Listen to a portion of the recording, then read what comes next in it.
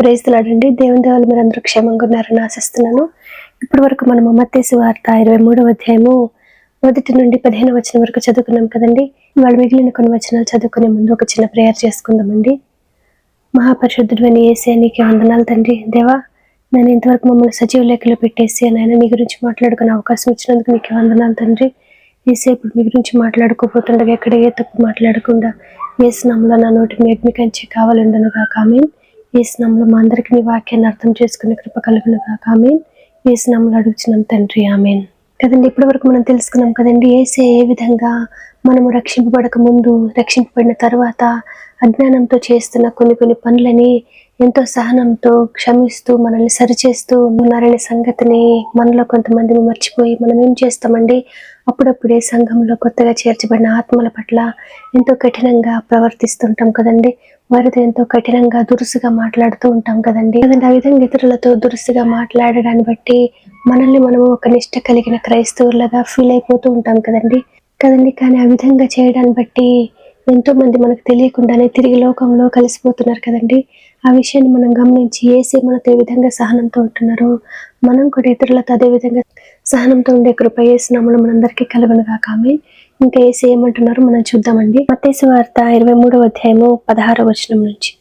అయ్యో అంధులైన మార్గదర్శకులారా, ఒకడు దేవాలయము తోడని ఒట్టు పెట్టుకుంటే అందులో ఏమీ లేదు, కానీ దేవాలయములోని బంగారము తోడని ఒట్టు పెట్టుకుంటే వాడు దానికి బద్ధుడని మీరు చెప్పుదురు. అవివేకులారా, అంధులారా, ఏది గొప్పది? బంగారమా? బంగారమును పరిశుద్ధపరచు దేవాలయమా? మరియు బలిపీఠము తోడని ఒకడు ఒట్టు పెట్టుకుంటే అందులో ఏమీ లేదు, కానీ దానిపై నుండి అర్పణము తోడని ఒట్టు పెట్టుకుంటే దానికి బద్ధుడని మీరు చెప్పుదురు. అవివేకులారా, అంధులారా, ఏది గొప్పది? అర్పణమా? అర్పణమును పరిశుద్ధపరచు బలిపీఠమా? బలిపీఠము తోడని ఒట్టు పెట్టుకునేవాడు దాని తోడనియు దానిపై నుండి వాటన్నిటి తోడనియు ఒట్టు పెట్టుకొనుచున్నాడు. మరియు దేవాలయం తోడని ఒట్టు పెట్టుకునేవాడు దాని తోడనియు అందులో నివసించు వాని తోడనియు ఒట్టు పెట్టుకొనుచున్నాడు. మరియు ఆకాశము తోడని ఒట్టు పెట్టుకునేవాడు దేవుని సింహాసనము తోడనియు దానిపైన కూర్చున్న వాని తోడనియు ఒట్టు పెట్టుకొనుచున్నాడు. అయ్యో వేషధారులైన శాస్త్రులారా, పరిసయ్యులారా, మీరు పుదీనాలోను, సోపులోను, జీలకర్రలోను 10వ వంతు చెల్లించి ధర్మశాస్త్రములో ప్రధానమైన విషయములను అనగా న్యాయమును, కనికరమును, విశ్వాసమును విడిచిపెట్టితిరి. వాటిని మానక వీటిని చేయవలసి ఉండెను. ఆమేన్.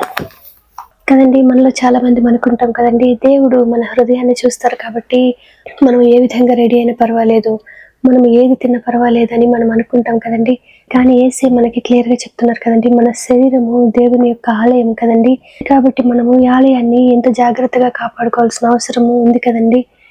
మన వస్త్రధారణ విషయంలో మనం ఎంత జాగ్రత్తగా ఉంటామో మనం తీసుకునే ఆహార విషయంలో కూడా అంతే జాగ్రత్తగా ఉండాల్సిన అవసరం ఉందని యేసయ్య చెప్తున్నారు కదండి.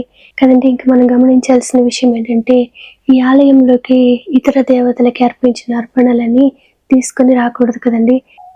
ఎందుకంటే ఈ ఆలయంలో నివసిస్తున్న దేవుడు నేను తప్ప వేరొక దేవుడు నీకు ఉండకూడదని ఎంతో క్లియర్గా చెప్పారు కదండి.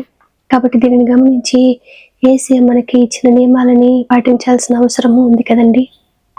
ఇంకా యేసయ్య ఏమని చెప్తున్నారండి, మనం మనకి కలిగిన ప్రతి దాంట్లో కూడా 10వ వంతును చెల్లిస్తూ దానితో పాటు మనము న్యాయమును, కనికరమును, విశ్వాసమును కూడా విడిచిపెట్టకూడదని యేసయ్య మనకి క్లియర్గా చెప్తున్నారు కదండి.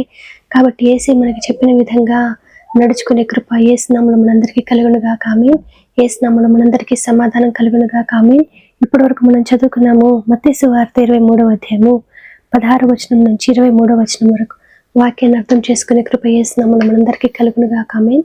యేసు నామములో మనందరికీ సమాధానం కలుగును గాక. ఆమేన్. Praise the lord.